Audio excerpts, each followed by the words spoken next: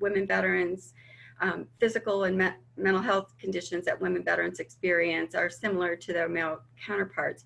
But where the challenges start to really come in is that we've seen from the research is just how their transition differs for them, where they can experience a number of challenges. For example, it's just a different experience for them in terms of perhaps returning to the role of mother, wife, spouse, caregiver. They also, women tell us, going into the VA healthcare system for the first time, because maybe they have service disabled, service disabilities, related disabilities, and they want to utilize the system. But for many, many years, the system was really developed for male veterans. So the programs and services were really tailored to meet their needs. And not until more recently has that changed, with more and more women serving and the roles in the military that they served in and their military experiences, which have left them with some of the same serious injuries, blindness, amputations, spinal cord injuries, that type of thing. So traumatic brain injuries. And is there, and anyone please feel free to answer this on the panel, is there a problem among women veterans self-identifying as veterans? Is there a specific problem or among a subset of women veterans? So I'll go ahead, Tammy. Thank you, Kate. I myself did not self-identify for many years after leaving the military. My departure out of the military, I thought, okay, now my second life will continue. I'm supposed to get married and have a child and raise a family. So other things that seemed to be more precedent or more of my label than as a veteran. Even though I still received my benefits through the VA, I was not one to stand up at the baseball fields and recognized. And oftentimes women veterans, more of us are getting those ball caps, but in the past, more veterans did not self-identify by wearing ball caps and t-shirts and things of that nature. But I think having panels like this with women veterans who empower and advocate for other women veterans just empowers and supports those women veterans who are unsure of their identity, and just brings them out and hopefully connects them to the healthcare they deserve at the VA. Kayla, I know that when you were at the office of the Center for Women Veterans in the VA, you did a lot of work to try to deal with this self-identification problem. Can you describe a little of that? I undertook a number of different initiatives to try to raise awareness of the existence and diverse experiences of women veterans within VA, among VA employees and among VA, male VA patients, as well as among women veterans themselves. So I was really excited to undertake a Women Veteran Arts initiative where we featured art by women veterans in VA medical centers across the country, another featuring portraits of women veteran athletes that were taken by a woman veteran herself. We also did a nationwide baby shower that got a lot of media attention to the fact that VA provides fantastic maternity benefits for women veterans that folks tend to be completely unaware of. And then lots and lots of time going out and speaking at events and speaking at panels and trying to get the media to help reach women who are not yet using VA, to help them understand that they are veterans, that they're qualified to use the benefits that they earned through their service. I think for women like me who are combat vets, we're more likely to self-identify as veterans. Like once you've been in a war zone, you generally know that you're definitely a veteran. But a lot of women who served in the Cold War era and before may have more of that reluctance, or they may have sought out either VA care or participation in a veteran serving organization years ago when the environment was not as welcoming. And if they had a bad experience where they were told either explicitly or implicitly that they weren't real veterans, they may not have come back since. And so convincing them to give it another shot, come into the community, come into spaces that are designed to serve veterans, because we are doing so much better about being inclusive, was a really important part of my goal and mission. And obviously, since there's such a small sliver of the military ever serves in combat, and that means that there would be an extra effort needed to convince women veterans who aren't in combat zones to identify as veterans, right? Well, especially since we were barred by regulation from serving in combat arms jobs and units for many years, and our participation in the military was capped until the mid-70s as well. So as these barriers to our full and inclusive participation in the military have fallen, I think we're going to see changes as future generations who served without restriction become veterans. But certainly folks who served under various types of restrictions in the past, they were getting the message even while they were serving that they were second-class citizens. And that, I think, definitely makes it harder to step forward and claim the benefits and care and recognition that they did really truly earn with their honorable service. Right. Suzanne, I would just add to that, look at what also what adds to that is just how we think about that in terms of society. We would always do at some presentations, we would say, close your eyes, think of a veteran, think of a disabled veteran. Now open your eyes, did you think of me? So just trying to give people that ability, what pops into your mind just in general, a lot of people would say, yeah, it was an older veteran, my grandfather, or a male person. So that's added to it as well, just in society, and the recognition by, I mean, we're seeing it more and more now, but every one of the women on the panel could give an experience where they've not been recognized as a veteran, even though they're sort of self-identifying as a veteran. So that's added to the problem. I'd love to just add a little too, as we talk about women veterans and some of the struggles with invisibility, one of the most invisible populations among women veterans is women veterans with spinal cord injuries and diseases. As we talk about challenges and barriers to care for these women, sometimes they are absolutely, literally physical. They can't even get through the door into the women veteran clinics. The rooms and doorways aren't wide enough for their wheelchairs or their assistive walking devices. And if they can get in the room, they don't always have lifts or accessible tables in order to do the exams. And then on the other side, when you look at research that's been done on this population of women veterans, it's almost embarrassing how little there is and how much more the VA could be doing to recognize the special needs of this unique population and what they could do to better prepare as they age, as they have children, as they come back and live their lives as a woman veteran. Yes, thank you. Thank you, Maureen. So before we get to what the VA could do better, I'd like to ask perhaps Joy or any of you, and maybe Kayla or any of you, the VA is, as the DAV has done 2 reports on women veterans, and I'm impressed as I read them on how much the VA has done to try to deal with what is essentially now 7% of the VA patient population. And I'd love it if you guys, before we get to what could be done better, if we could talk about what has been done already that has been successful. Maybe Joy, you might want to kick that off. Sure. As a user of the VA healthcare system for over, the past 25 years, I've seen a lot of changes. So it's been exciting the last, decade to really see VA pick up the pace, and the significant number of women veterans coming into the system really forced their hand to do that. But VA really began to realize, we're seeing enough women across the country at our VA facilities. We really need to relook at our programs and services. Are we meeting women veterans' needs? The first thing they noticed, and their providers told them, is we just haven't seen enough women veterans to have a real experience in women's health. But immediately they started mini residency training and really trying to recruit providers that were interested and wanting to provide women veterans high quality care.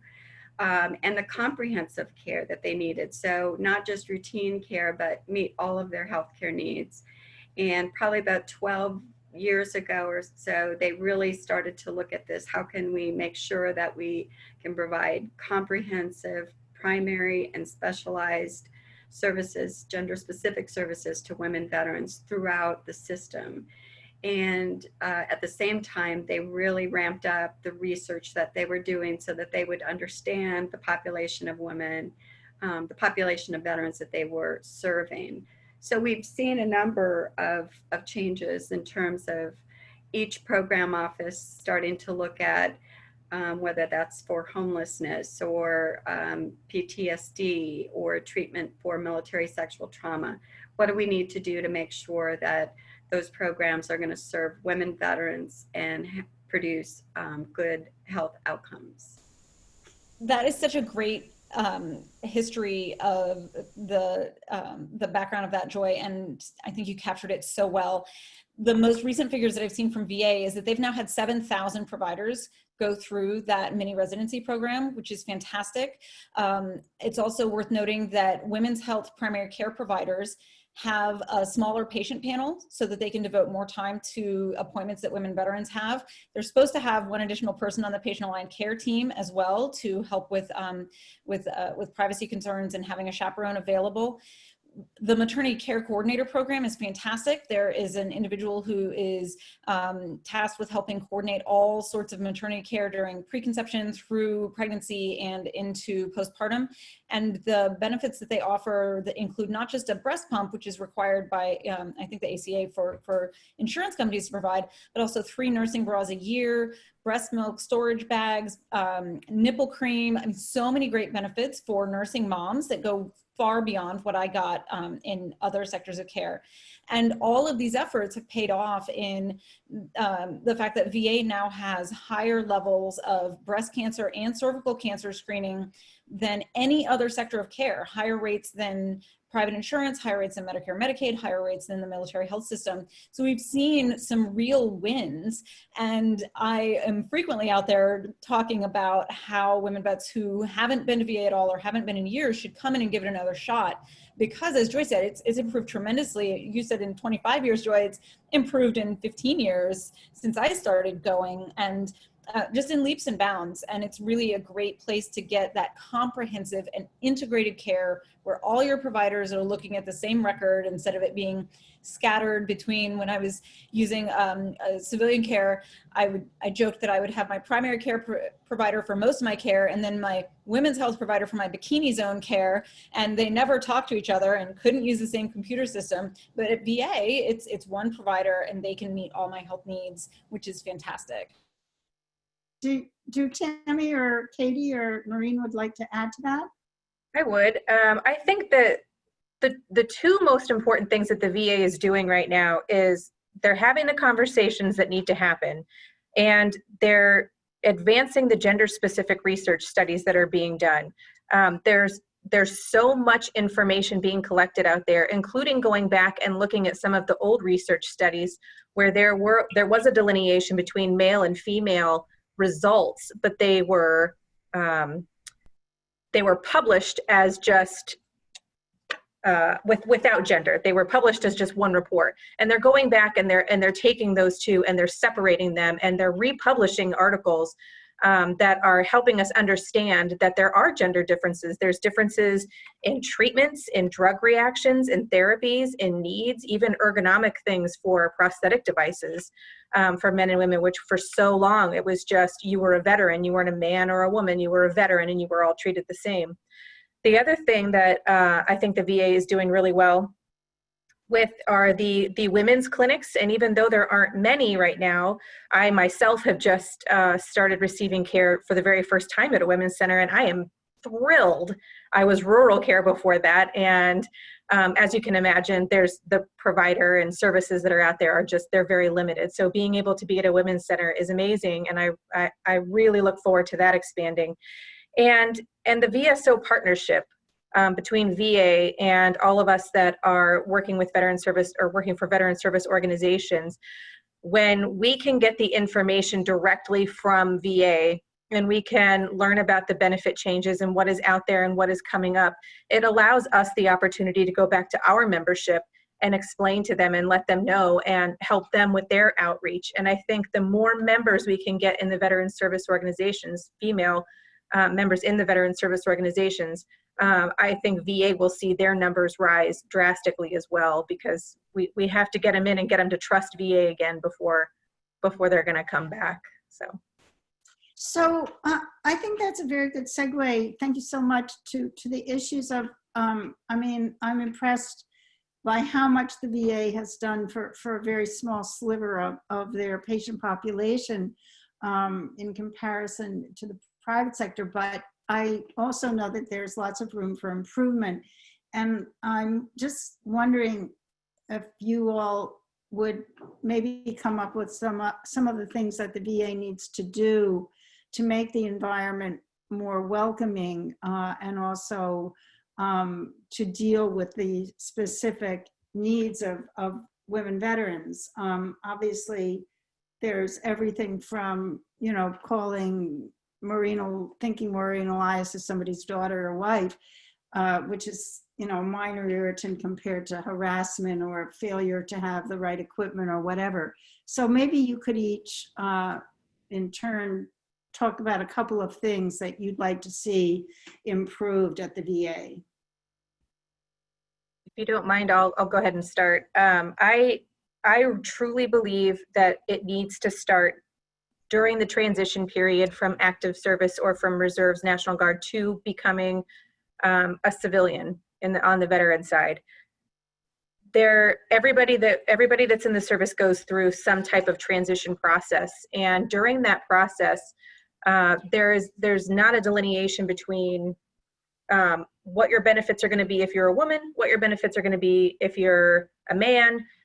It's just, here's the VA and here's a little bit about what they have, but they don't tell you about the specific programs and the gender specific programs that are out there for veterans. And so I know I felt when I first got out that the VA, and I walked into the VA and there was no one that looked like me there. I was it. And I was then found out that I was going to have to go out in the community for all of my care. And I started to wonder, is this for me? Or is this just is it just a facility that handles, you know, general care? Because there's nothing here that I can get that's specific to me that I have to get done every year. I'm going to have to go out in the community. So I think if I had known the steps that I needed to take, or know some of the benefits, or some of the people that I could contact as a woman getting out of the military, I think I would have been set up better for success on the back end. So that would be the responsibility of both the DoD and the VA, right? Yes, ma'am. It would have to be a combined effort. Suzanne, one thing I think to piggyback on what Katie was saying that is a really important point is, and you alluded to it as well at first, VA has to ensure a safe and welcoming environment for all veterans. We all know that issues exist at certain facilities regarding that. And some of the research now has indicated that a number of women have indicated they've experienced harassment while trying to access their VA care. And the problem that really comes out of that is they're not willing then to go back to the VA. And they're some of the people that need the VA the most with the complex health or mental health histories. And one thing, when Congress we've testified, a number of us, many, many times, where they've said, wouldn't it just be better if we give women veterans a card? You can just go anywhere you want in the private sector. And while now women veterans and veterans in general do have some options for care in the community, we believe, based on the research that VA has done, that the best place for women veterans, especially those with service-connected conditions and complicated health histories, is VA.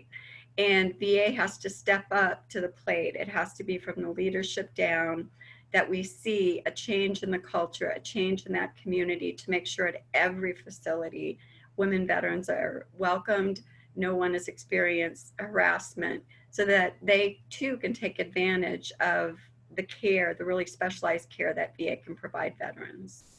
So can I just ask you a question, Joy, or any of you?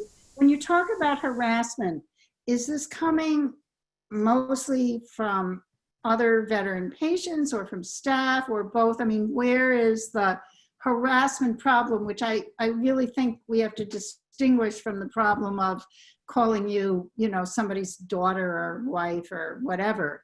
I mean, the actual harassment, is it staff? Is it, The VA survey that the research that VA did and produced indicated that these were male veteran patients where they were having, you know, harassment, and it could be in the form of, you know, catcalls, making inappropriate comments, things that made those women veterans feel uncomfortable. It could be that there were, you know, just a large amount of male veterans at the entrance of the facility or where they were trying to, you know, get into the facility, that just, you know, they felt very uncomfortable, or things were said to them that they felt that it was, you know, a harassing type statements.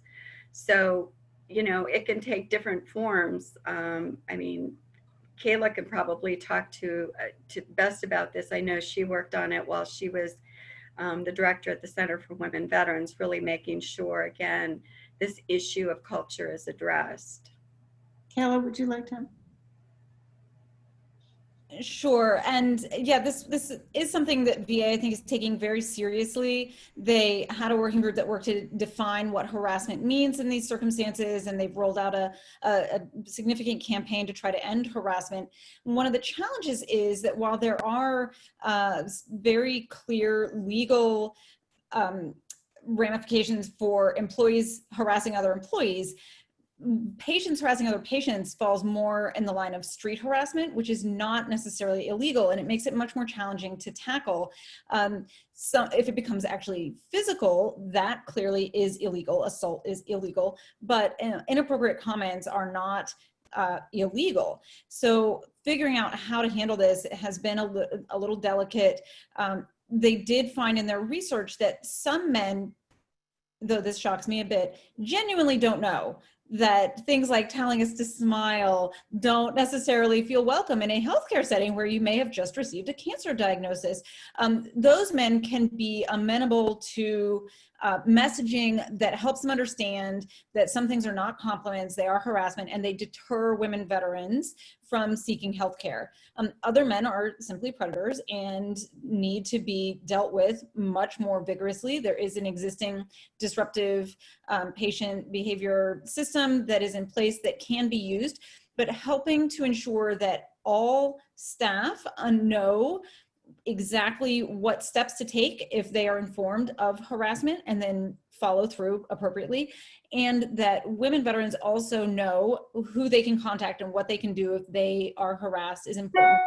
And I think one of the real challenges is for all of us, and I think particularly for our veteran service organization partners in all of this, is to try to get our male allies on board. It should not be on women alone to say that type of behavior is not acceptable. It needs to be the vast majority of men who are not harassers and not discriminators to tell other men, their fellow male VA patients, hey, that's not okay, that's not cool, to step in and intervene, to find help, but to really change the culture within the male veteran population. I absolutely believe that VA has a very strong responsibility to have the right policies in place, the right messaging in place, the right responses available, but also want all veterans to see that they have responsibilities as bystanders to also step up and to be partners in this and to recognize what behavior is not acceptable, and for men to be our allies and step up and call out bad behavior when they see it. So are there, given that we understand what the VA has to do, and I actually want to return to this when I ask this question, but given that we understand what the VA has to do to act to create a safe environment, how do you see your organizations reaching out to your members to participate in that culture change as well? Because you obviously have magazines and newsletters and conventions, and how do you see yourselves as sort of ambassadors, as champions of reaching out to because your organizations are obviously male dominated given the fact that of the history of men in the military. How do you see each one of them tackling this issue? For DAV, we've asked our commander to get involved, our national commander, to do announcement, also to include it in our magazine from our national adjutant. So right at the top of our leadership to set the tone. And we think that, partnering with VA is that's what's going to make the change happen. For veterans that are out there at their facility, to really work directly with those medical facility directors. And as you said, making it everyone's business to make sure everyone's treated fairly with dignity and respect. So I think our organizations can play a really instrumental role in this. And if we can do a coordinated, try to really coordinate together to try to tackle it. Maureen? So at PVA, we've definitely taken some strides and made some changes. One of the most important things I think as we talk about VSO community and changing the culture is more women in representation in the leadership. We're proud to have a woman veteran on our national executive board, but we would love to see more. We've created the Anita Bloom Committee, which works to advocate on behalf of women veterans with SCID. We've created a woman veteran program that's working out to, is reaching out to just kind of heighten awareness, advocate for research, advocate for what our women veterans specifically need to make sure that their needs are met. And by doing so, we're making sure that they are a part of conversations when it comes to policy. And also, what tends to happen sometimes when women veteran legislation is introduced on the Hill is sometimes our population is not always thought of at the first gate. We're often an afterthought. So we're making sure that women are a part of the immediate conversation and that fixes targeted to help women veterans also include the population that we see. We also hold monthly webinars with information targeted to women veterans to help them know what PVA provides and what we're doing on their behalf, as well as we've started an annual retreat for women veterans, which Tammy and I actually attended last year, and was where I ended up deciding to apply for and work for PVA because I was so impressed by the program that they had and what they were doing for women. Tammy, do you want to? Yeah, so pretty much some of the steps Maureen had mentioned the VFW has taken as far as helping to empower those women veterans within our organization in leadership positions, even from the post, the district, and the department level, getting us involved. And changing that culture conversation at the post level, where if a woman walks into a VFW post, she's not assumed that she's there to sign up for the auxiliary or as a social member. There's a good possibility that she is a woman veteran who wants to become more involved with a veterans support organization and her community. Katie? At the American Legion, I think many people know that we are very heavy on World War II, Korea and Vietnam War veterans. It's an older group that had a very different experience with their women veterans. Not that that is to excuse ill behavior, but I don't believe it is perceived as ill behavior until someone points it out to them that, imagine that's your daughter or that's your granddaughter. You can't say these kinds of things. You can't assume, like Tammy said, that they're here to join the auxiliary, that they are veterans and some are combat veterans. And that does mean that sometimes they have had the same experiences that you have and sometimes not, and that's okay. I'd also, the way that the younger veteran population, while still in service, is being educated, I believe, monthly at this point on equal opportunity training. So not just for women, but for minority and all those other things, and making sure that we're not saying the wrong things, doing the wrong things, we're using the right words. And that culture, I believe, will follow them once they leave service. and they will be more cognizant. So the younger the population is that we are getting into these VSOs, I think that that culture change is naturally going to happen. Of course, as Kayla said earlier, there's always going to be those people out there that are just, they're not good people, whether they're harassers or they're not thinking about the things that they're saying before they say them. There are always going to be those people that are going to be out there. But as long as we are graciously telling our older veterans or even our younger veterans that don't know that they're saying the wrong things, graciously correcting them privately or in a, not in an aggressive way. The last thing we want to do is to start fights with people. That doesn't do any good for women. That doesn't put us in any kind of better situation. But just letting people know that there's a right way and there's a wrong way, and making sure that we're changing that culture from within. And I absolutely agree. I believe everybody said it. Having women representatives in leadership roles is huge. When you see a woman in a position of leadership, it makes you think, hey, I can do that too. And it just lets them know that there are people that are out there, women like me, they look like me, that are doing great things and that you can do those same things, that there are people out there rooting for you, doing things for you. So I'd like to ask Russell Lemley, who is a VHPI senior policy analyst like myself, and was the chief of mental health at the San Francisco VA for many, many years before he retired. And Russell had an idea that I think is interesting, and he might, Russell, if you wouldn't mind jumping in and talking about this from the point of view of broader safety in the VA facility and disruptive behavior and so forth. Yeah, hi everybody. I'll just answer that quickly, Suzanne. It's a little bit of a follow-up to what Kayla was saying from the systems perspective.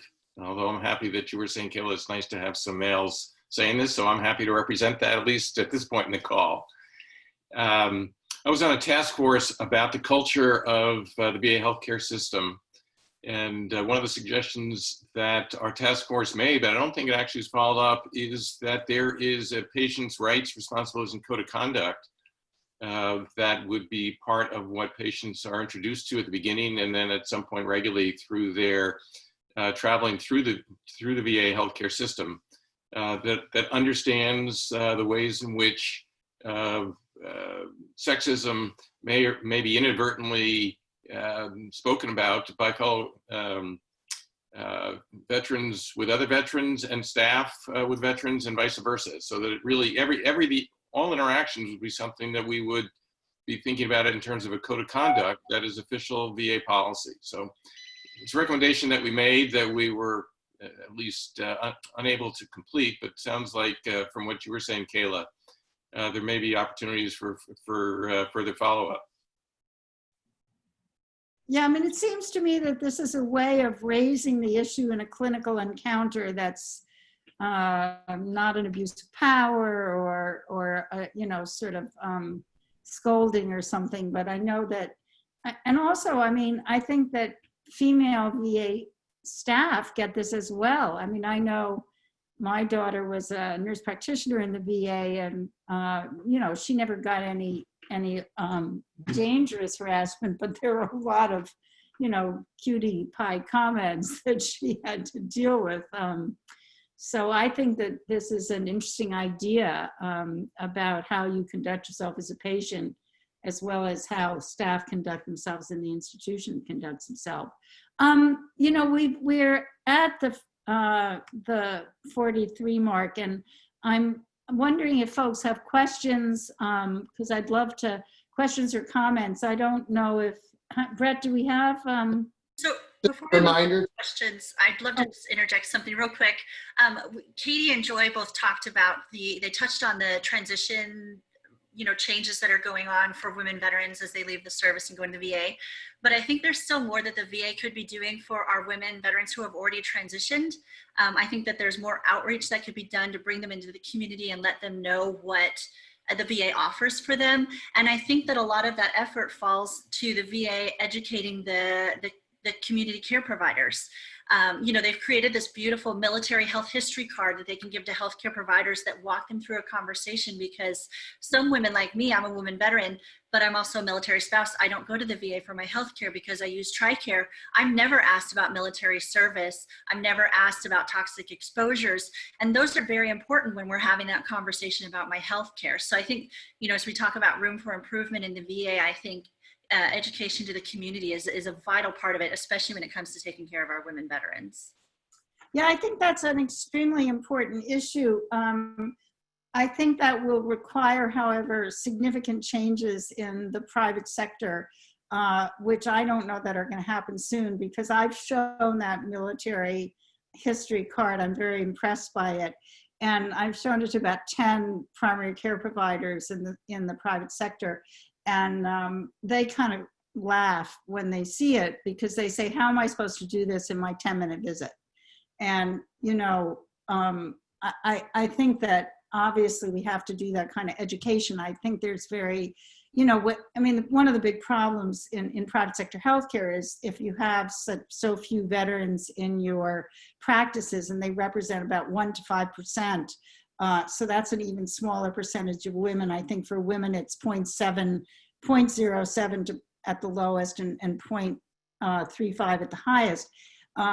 It's very hard to get people to dedicate the time, if you have like 3 patients or 20 patients or something like that. So, it clearly has to be done, but so I think that's very important, but I think there are real sort of systemic issues outside the VA. You can make that argument inside the VA because that's all you're seeing is veterans, but so I would thank you so much, Maureen, for that comment, but I would like to see if we could open it up. I don't know how many of you have comments or questions.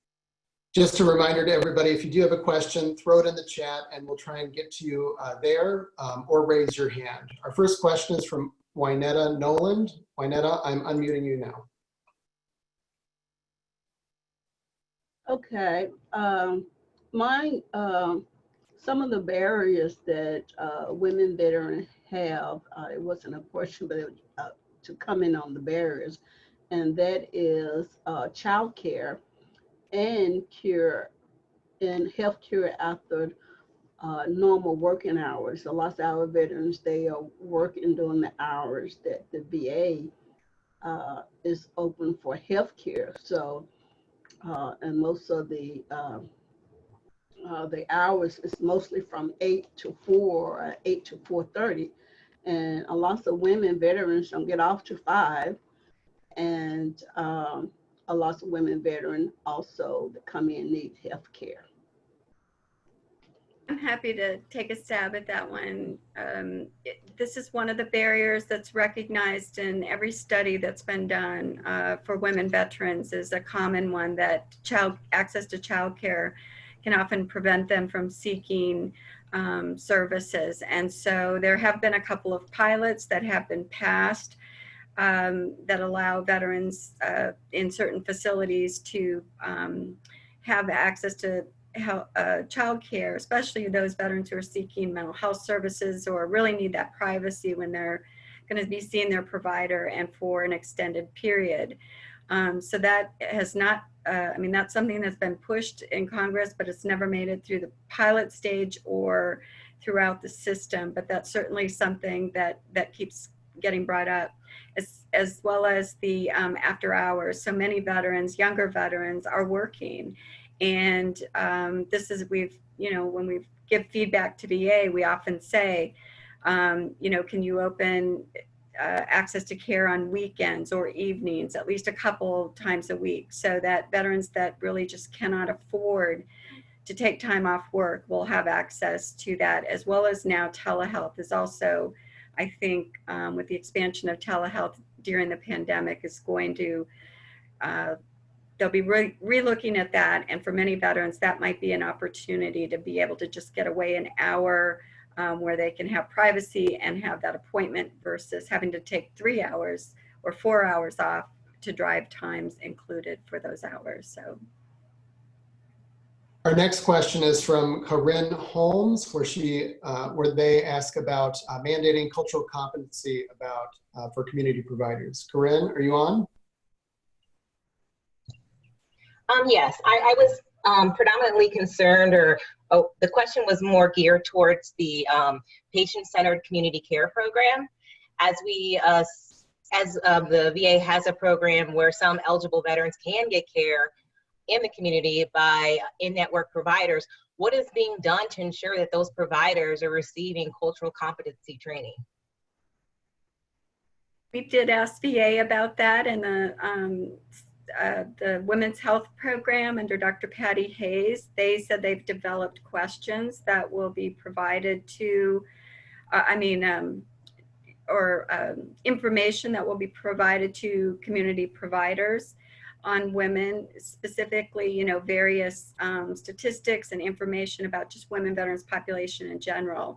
But they tell us that they are working to do that, to coordinate that care, especially for women veterans, since they are higher users of community resources, just because there's certain services that aren't available at VA, like maternity care. In some, in other locations, they might not have a women's health provider. In addition to, Go ahead.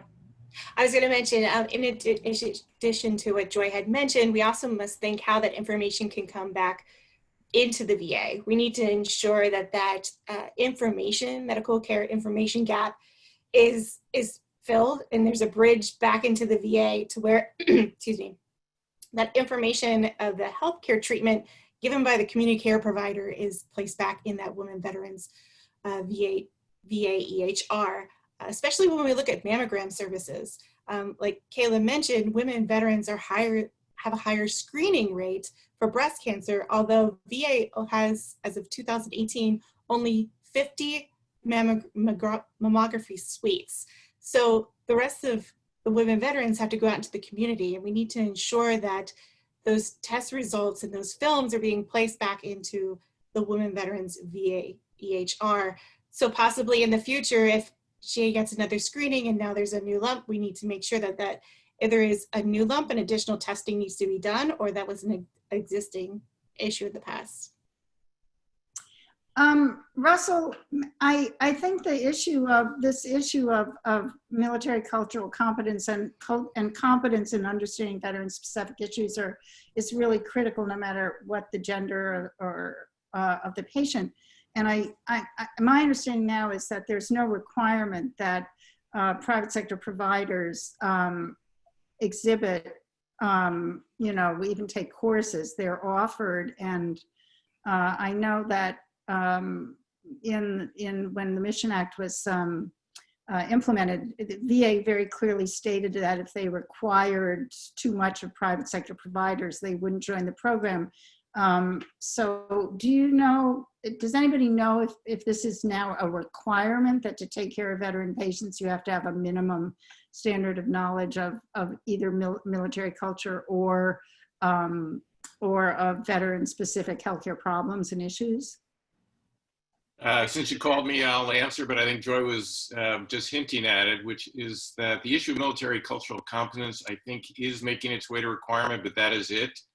So the rest of the issues that you were just talking about in terms of any particular information that a provider in the community and cultural competence around treating women, I don't think is a requirement, and I actually don't think there's hardly any other requirements other than the 1 hour military cultural competence is being developed. But Joy, I think that's what you were just saying as well, is that it's aspirational and not required.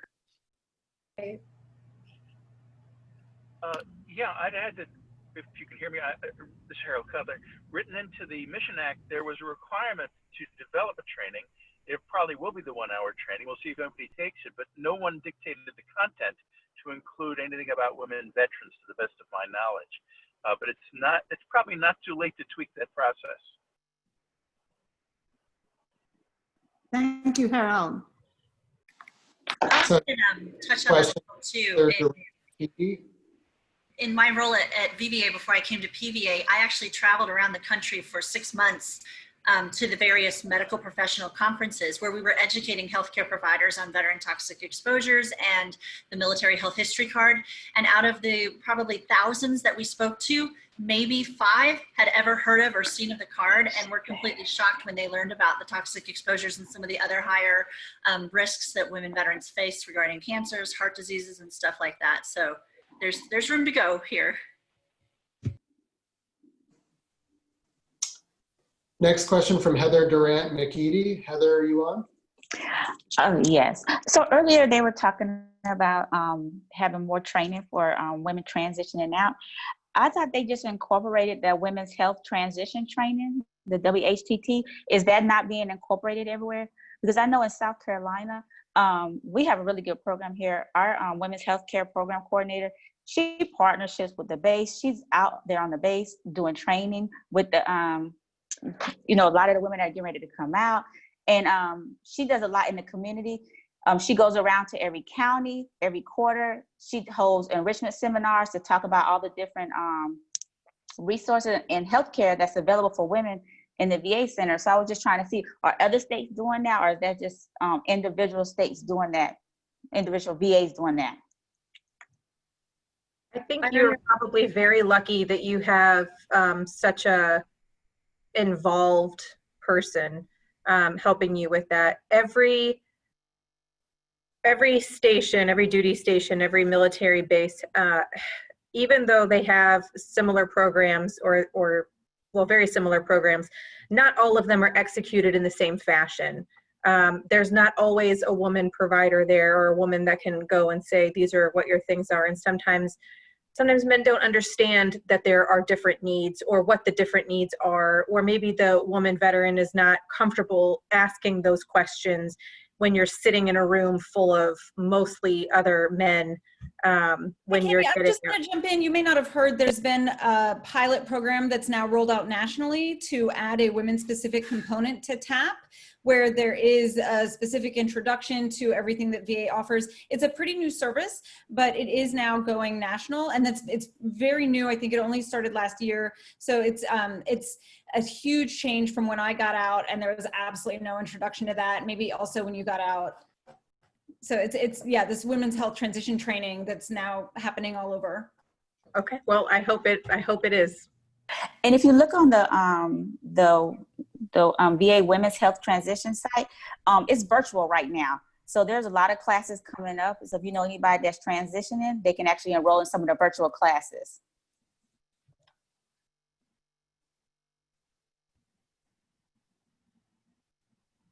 I dropped the link into the chat in case anybody wants to check it out. Yeah, it's a really exciting program. I was involved at VA when it was being developed, and the materials were being developed. And I know the fantastic women who came up with the idea first for the Air Force, and I've watched it, gradually expand. So it's, I think, really exciting. They've seen some early results that are just being released now that show that for women who go through the program, the rates of enrollment in VA healthcare are significantly higher. So that's very exciting preliminary results. One of the reasons that the Air Force initially, and then all of DoD, got behind this and wanted to roll it out is that they saw and were very concerned about the higher suicide rates among women veterans compared to civilian women at 2.5 times higher. And they saw the data very clearly that shows that women veterans who go to VA for their health care, their suicide rates have remained flat while the rate has been climbing for women veterans not using VA. So making sure that women vets actually get enrolled in VA and start using VA care with that military cultural competence, with this increased knowledge about our military specific exposures is so important. So it's been great to see that program roll out, and I appreciate you making sure that we got it in here and got the link shared with other folks. Heather, thanks.